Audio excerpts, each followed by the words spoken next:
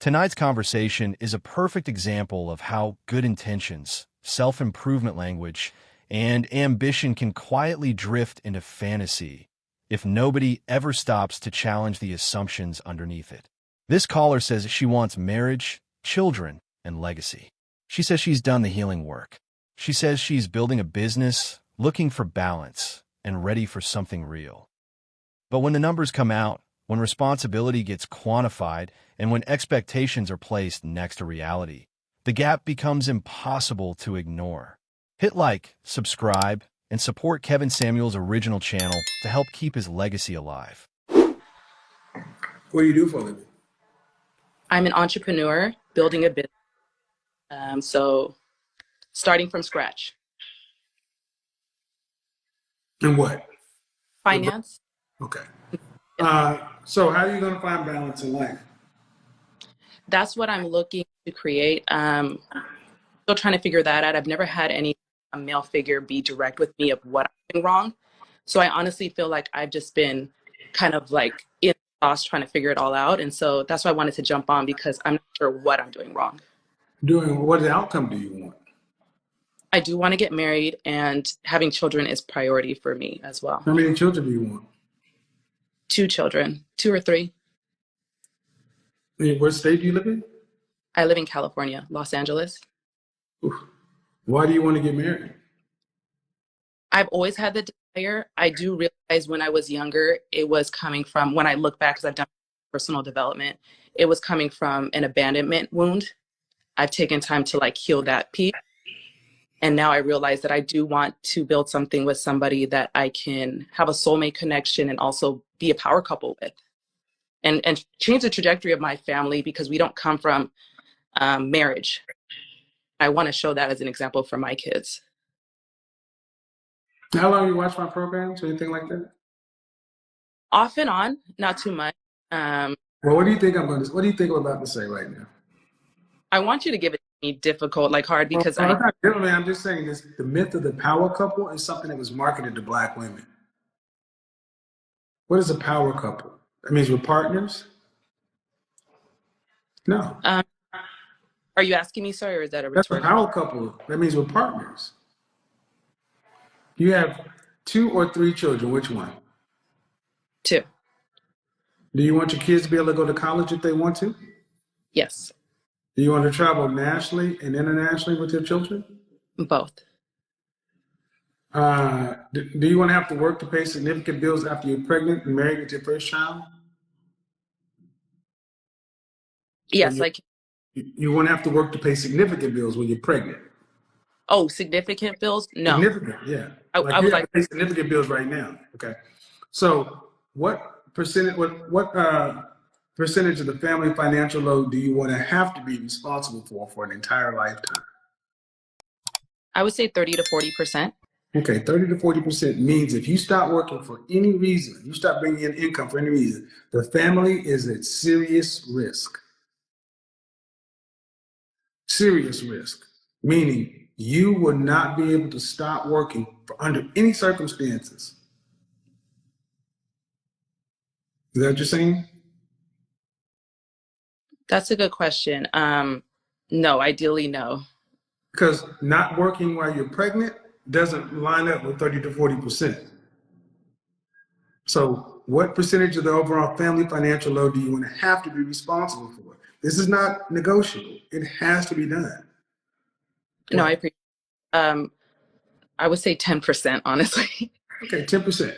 How much would a man need to make in LA to afford 2 children, a wife, and himself to live an upper class life? I would definitely say 500,000 or more. Don't give me a more. Just give me a number. 650,000. All right. Do you care if he's Black or not? No, I'm open. Okay. You're 36? Yes. Have you had a serious relationship with a non-Black man? Yes, I have. How long did it last? It lasted year and a half. How tall are you? I'm 5'5". Dress size? 4. Okay. Your last serious relationship was how long ago? My last serious relationship was 6 years ago. Okay. And the last time you've been intimate? Within the last 12 That's months? 8 months ago. All right. So, ma'am, what percentage of men earn $650,000 or more? Well, from the conversation I heard you speak about earlier, it sounded like it was less than 10%. 10% of men earn $100,000. Okay. 3% of men make a quarter, $300,000, $250,000, or $500,000. 3% of men make, okay, 10%, 100,000. Top 5%, around quarter of a million. 300,000, you start dropping around 3%. You get over 500,000, you're talking about 1%. And you're talking more than that. So you're talking about a fraction of a percent. So if he can meet, so if a man, they can meet that, and how tall, you said, how tall, 5 what? Say that again. How tall are you again? You said you're 5 what? I'm 5'5", 5'8" with heels. Okay. So how tall does he need to be? Anywhere like 5'8" and taller. I'm flexible. Okay. Uh, if this man can meet your socioeconomic standard, which is rather on the higher side, I think it's fair to say he can meet most women's. Why would a man choose you over thousands of other women? That's the question. That's a great question, and I still feel like I'm trying to figure out how to market myself. I do feel like I've been a firm believer in personal development. Um, I think a lot of us don't come from backgrounds where we were provided with stuff, so I'm constantly seeking this knowledge. That's why I'm on here. But what would you have? But you have to give me something though. You know yourself better than I do, so don't tell me I don't. I would say one thing that is my strength is I'm a very social person. So when I think of somebody who is in that income bracket, I feel like I would their business because of the social like relationships that I have. I would be that connector. I'm really known for being a good like networker. So I think I'd be Do add you, value. do you know any men that earn that kind of money? Not personally, no. Mm-hmm. Um, do you know any men who earn over $400,000 a year? Not No. into. Yes, I do. You do or don't? I do. Are they married? No, they're single. Uh, what do you think a man who makes that kind of income? What are some of the things they would want from a woman? I definitely feel they want a baddie for sure. Or what? A baddie, like they want somebody who is like a Mm-hmm. 10, 10, 10 for sure. Somebody who's well kept, well put together, dresses well, speaks well, um, articulate, great conversation, can be in a crowd with anybody and be able to be put together. You just Not, described a oh, man. I described a man. Mm-hmm. You're describing the prototypical Tyler Perry Sex and the City metro female fantasy. Men at that level tend to be very traditional. The housewives were raised to be housewives. They're not socialites. They're not networking. They don't need you to network. They're already the ends are meeting like a motherfucker with these men. So you ladies have been told go out and get your PhD. I'm a PhD. And then you go out here and you can network and help them build a business. He doesn't need you for that. Would your kids be in private school or public school? I would like them to be homeschooled. All right. Would you have a housekeeper? Yes. Would you have somebody to help prepare food, the meals? I like to cook. That's my love language, one of my love languages. Cooking? Cooking isn't a love language. It But, feels but I'm asking, would somebody would help you with the household chores, but they wouldn't cook? yes. Yes, they would, or no, they wouldn't. I like to cook. I personally like to cook. Yes, they would, or no, they wouldn't. No, they would not. Would you have a nanny? Yes. So you want a housekeeper and a nanny. So effectively, you're going to incubate a baby. Yes. So basically, what a man at that level effectively gets your DNA. There's another woman in the house to help tend the house, another woman to help raise the children. He gets your DNA. What kind of professions would a man need to have legally to make $650,000 or more legally? He would have to be in finance, attorney, Finance anesthesiologist. doing what? Finance doing what? I would suppose he'd have to be like a financial advisor For whom? for athletes or the 1% wealthy, managing funds for them, Okay. And you said an attorney? an attorney, What kind of attorney? entertainment attorney, corporate law.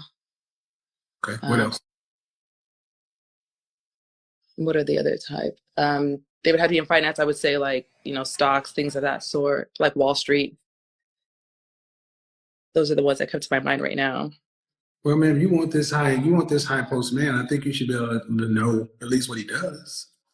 See, this is what I'm showing. You ladies like yourself, you want this luxury lifestyle, and you can't even give me 5 professions that you would look into. Okay. Well, let's go on the other side.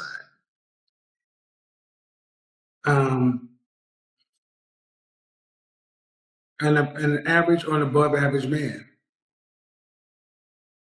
Average man makes $40,500.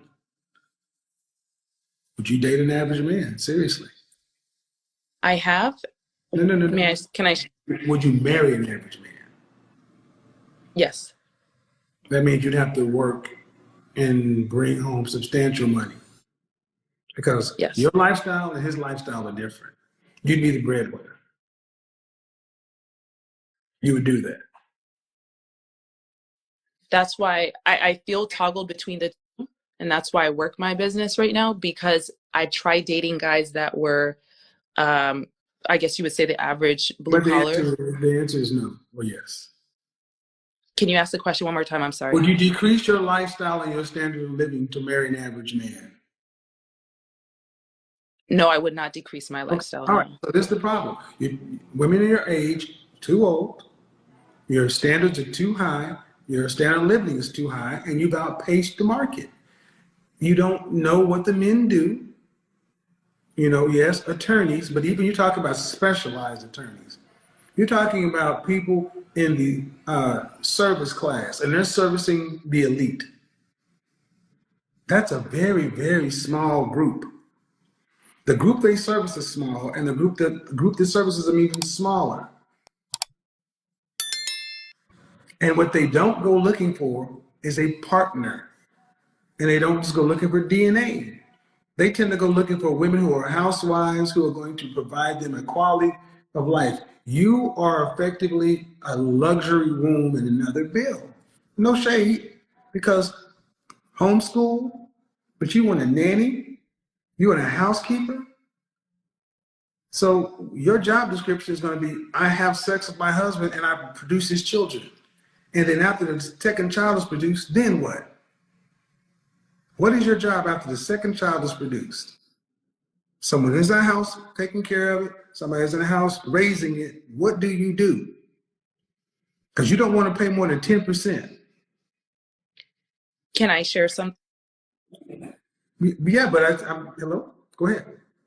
So when I've tried dating guys that were like the last gentleman that I was dating, he was a truck driver. And what was coming up was he was expressing that just the way I dress and put myself together, he was intimidated by the way I put myself together. And although I was okay with meeting him where he was at, it became a problem. And so through that journey and kind of looking back at it, I felt like I had to level up my standards, because I felt like I kept coming against a wall when I am trying to date somebody for just truly getting to know them. Well, the problem isn't the truck driver. The problem is why, and when you were 22 years old, weren't you looking to be married?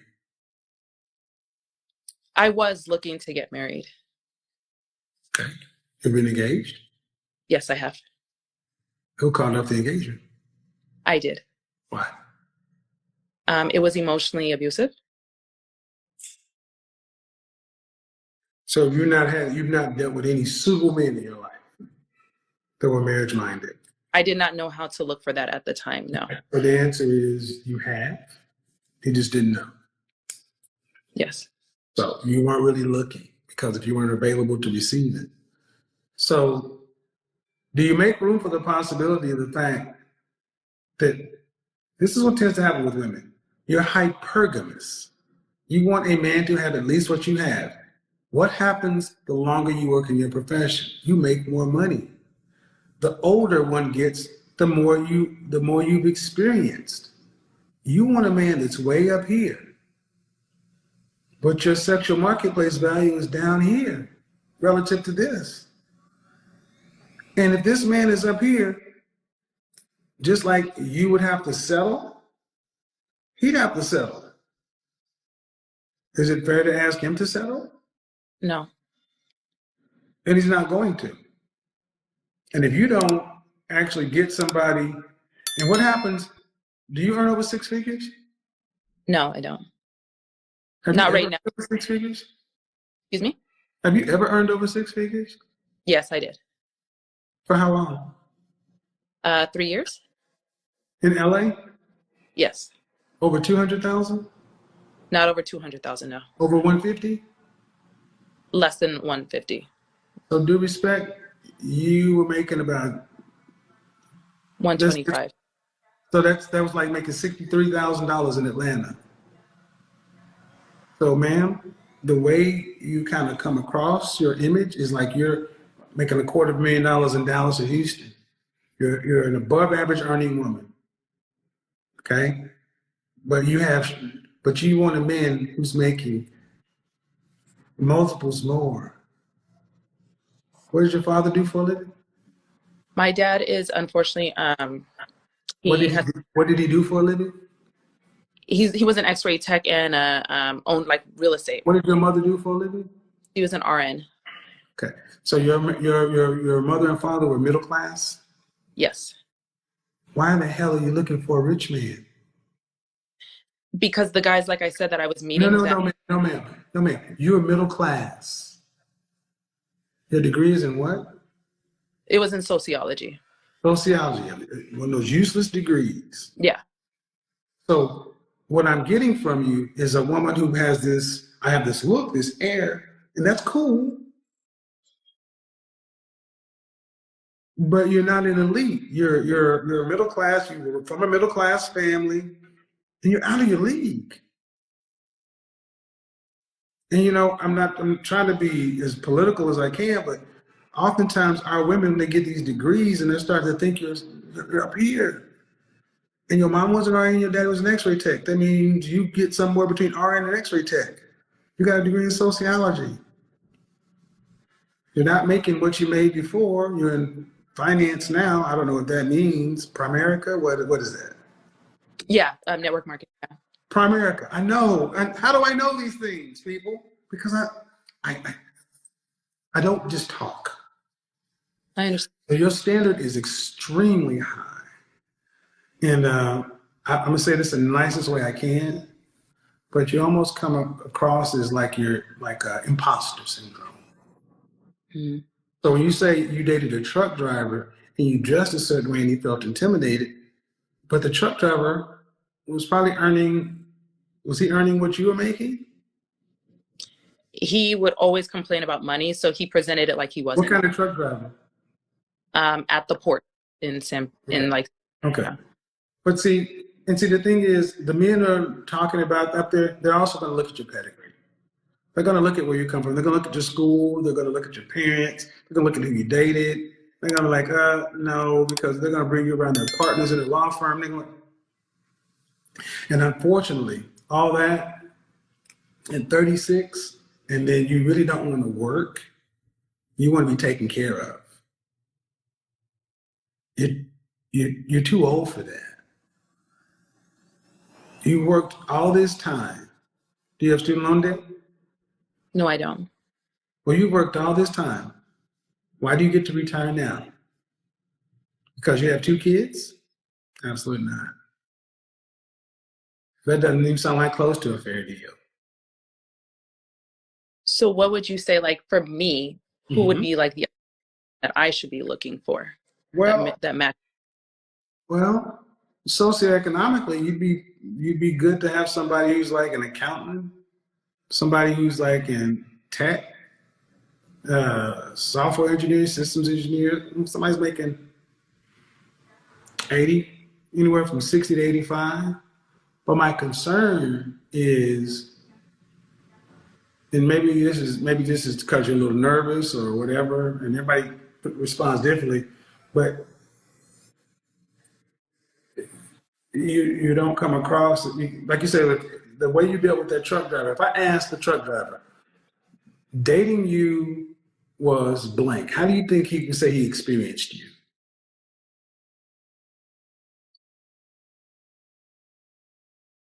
I couldn't answer that.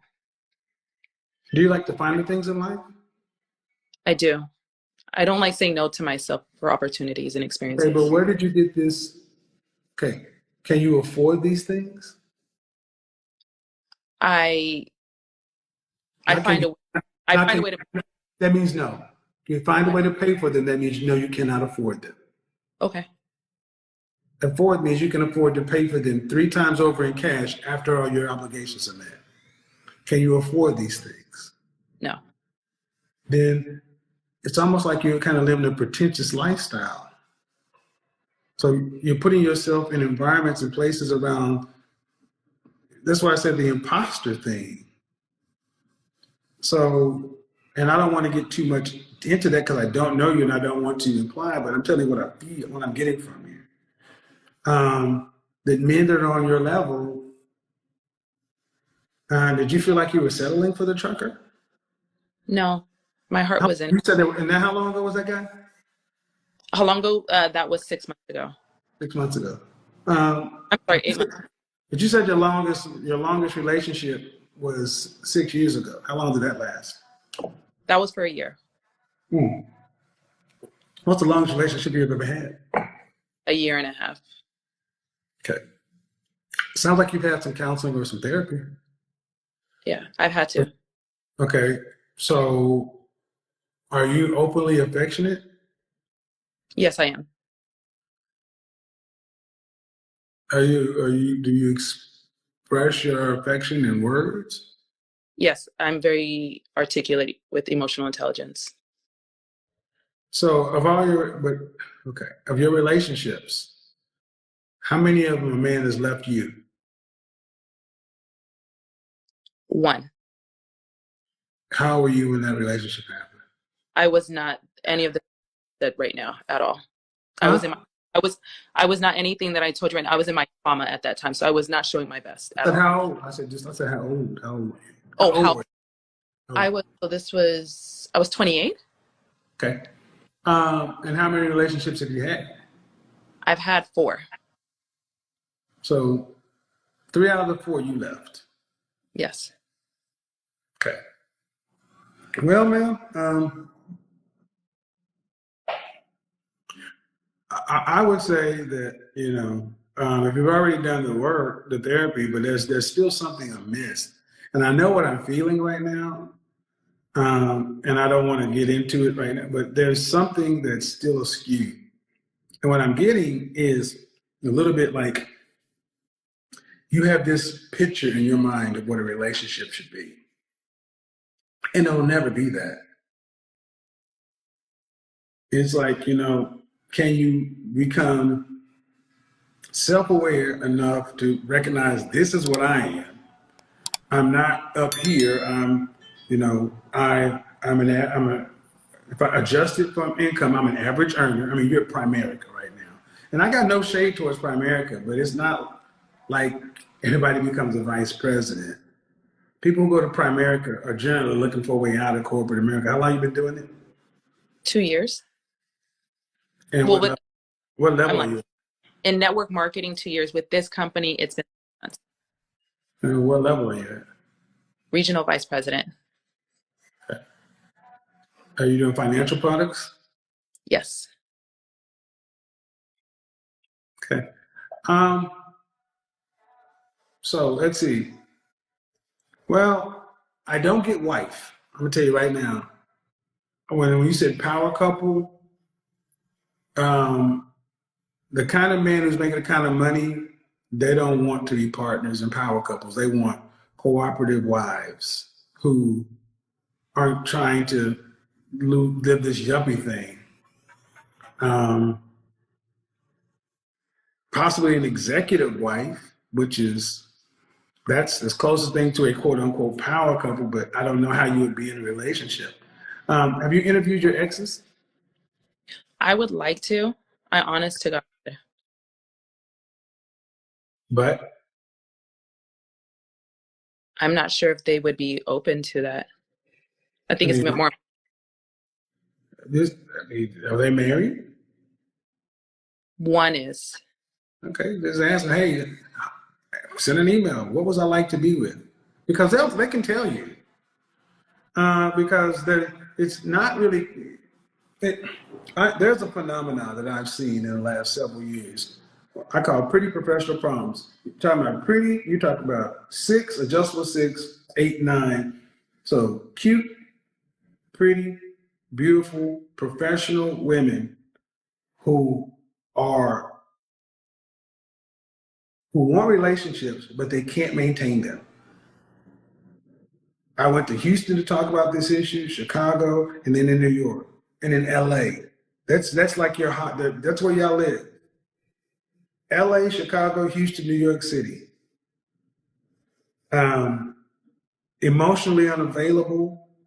They look nice. They speak well. They make a good presentation. They'll network. I mean, you put you in a dress at the steakhouse, but then away from that, it's just something's amiss. Um, and what I've noticed is many women like that are afraid to fail. So you sabotage stuff. You want it to always look good. So are you one of these kind so I'm not saying you, but like women who don't like to go out of the house unless every hair is right. It has to No, always be good. Um, so it's not a matter of femininity training or wife training. It would really just start to, I would say, actually, I'm going to be tackling this year because so many of our Black women are in this category. Frankly, that's why I'm talking about self-awareness. So many of our Black women are in this category: beauty, brains, business, and bonds. With the inability to make bonds, you just have a bunch of women stranded. So, yeah, stay tuned. You're not still in therapy though, right? I am. I feel like it's just a lifestyle at this point. Okay. Well, I'm not a fan of that. Um, I think it's a good idea to switch therapists. And also, do you do any charitable work? No, I don't. Okay. Um, Giving of yourself is always good. I mean, American Heart Association, find a cause, um, and also it puts you in proximity with certain types of men because I'm not getting the fact that it's beyond repair, but um, I just can't fix it. I can't address it right now. I would say that are you active in your neighborhood? I'm active. I host a lot of networking events, so that's how I'm active. I mean, are you active not toward the end of gaining business? I mean, do you know who your city councilman is? Are you part of the chamber? Do you go to church, charitable organization? Are you moving around, or is it At always a goal to try to make to get a sit down? the latter. See, that network marketing thing, a lot of people don't like that stuff. Nobody. Hey, you want to come over and? Primerica was what woke me up out of the fog of corporate America. So I got nothing but good things to say about it. But long term, not for me, it wasn't anyway. Because once you burn your warm network, um, yeah. And at 36, you have you been to the OBGYN to find out your so you only got a short window. So it's time That's to fine. it's time to start actually putting the resources toward it to start making a deal. You need to find out your deal breakers. I'm going to be honest. That luxury lifestyle you're talking about, because at the end of the day, that's not a good deal. I mean, just the DNA, you're going to do some work. Question. Just reconsider. And I gotta go ahead and wrap this up. But go ahead. So I climbed in my company and now I'm hitting multiple six figures. How does that change? Because I know you said there's imposter syndrome, but there's also a piece of you want to exude what you want to create in your life as well. So the question again is what? Let's say I get into the multiple six figures with my company, because I'm saying that, or you're feeling imposter syndrome when it comes to me, then it's like, it kind of, If you get into six figures or Primerica, yes. then the question is, then what? Then how does that change? Because I know you were saying like there's imposter syndrome. Are you feeling imposter syndrome with me when it comes to how I'm showing up or how I dress and things I like? Well, but it's but that's the difference. Then the money will catch up to where you're already. This whole manifest thing, fake it till you make it. But you know, and I know the chances of that happening are remote. I mean, you know the numbers of who gets there, right? I mean, so what percentage, what's the probability of that happening in the next 5 years? I don't have that answer. I don't have that answer. What do you think? I mean, I would think 5%, if that, maybe less, 3%. So then why even, so if you got a 5 to 3% chance of something happening in the next 5 years, why is it even a question? Because I see the work that I put in, so I believe that. And that's the imposter syndrome. That's the imposter part of it. You're still focused on the fantasy. This image facade you built for yourself. And I just made you quantify. There's a 3 to 5% chance that this might happen in the next 5 years, which means there's a 97 to 95% chance that it won't. But you'd rather say all the work I put in, the work for what? You know who does this? Degenerate gamblers in Vegas. It's called sunken cost fallacy. You've sunk so much cost into this facade. I'm on a blackjack table. I'm running the roulette table. Oh man, I made 500. I made 1,000. I made 15,000. I'm up. Woo! Oh, I lost 500, but I'm still up. I lost 1,000, but I'm still up. I won again. All right, we're back. All right. Then what? What happens the longer you gamble? What happens? The more money you. Who wins the longer you gamble? The companies. No. The house. The lights in Las Vegas are on for a reason. Yeah. This is not a trick question. The longer you gamble, you'll give back everything you won plus empty your savings and everything else. But you know what keeps you going? The herd mentality and the sunken cost fallacy. What if I snap my fingers today? What if this happened? And whatever God you believe in sends you an archangel down and says, here, I am the God of your understanding. And he confirms to you that he is God. He shows you your childhood memories beyond a shadow of a doubt. You know it's coming from God.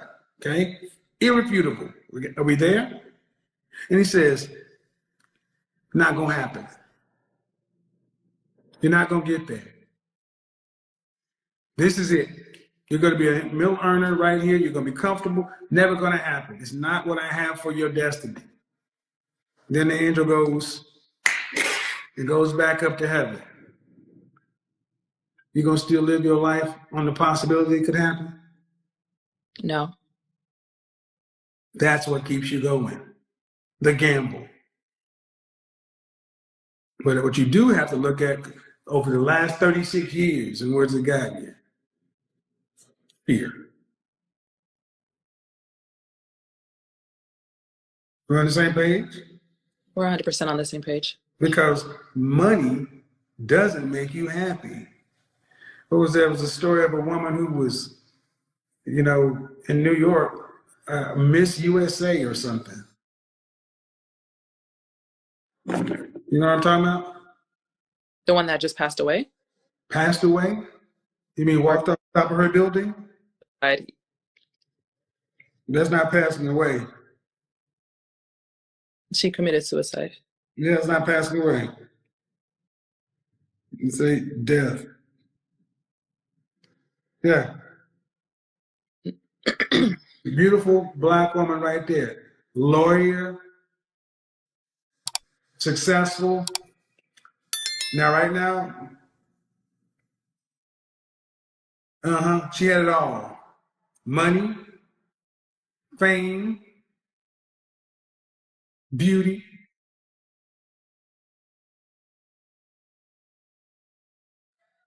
People is what life is about. Relationship.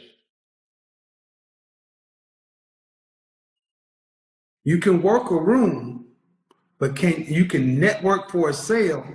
Can you build a life? Can you build your own network? That's the most important networking skill.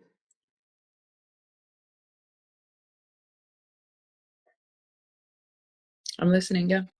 I'm asking, do you not think so? This is giving me a lot to think about. I'm asking though. I mean, I agree with you. How many millionaires and billionaires? How many people do you see up in director, vice president, or executive management who are single? Not a lot. No. No, because the first thing you manage is your home. That's the first team. And so many of our women have this professional, polished thing, but it's like there's just no emotion. It's like the light's not on, like there's no passion, or you're an affectionate person. So I have high emotional intelligence, but I'm reading just no affect, no feelings. When was the last time you actually shed a tear?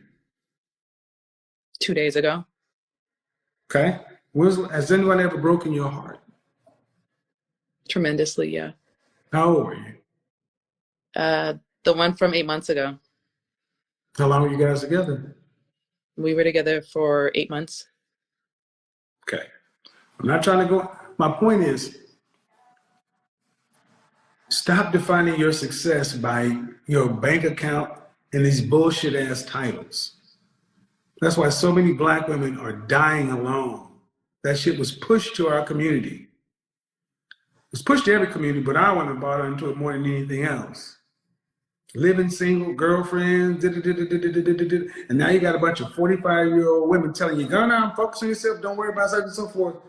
45 to 70, 45 to 60. And like, they at least had some money from Hollywood. You're an accountant.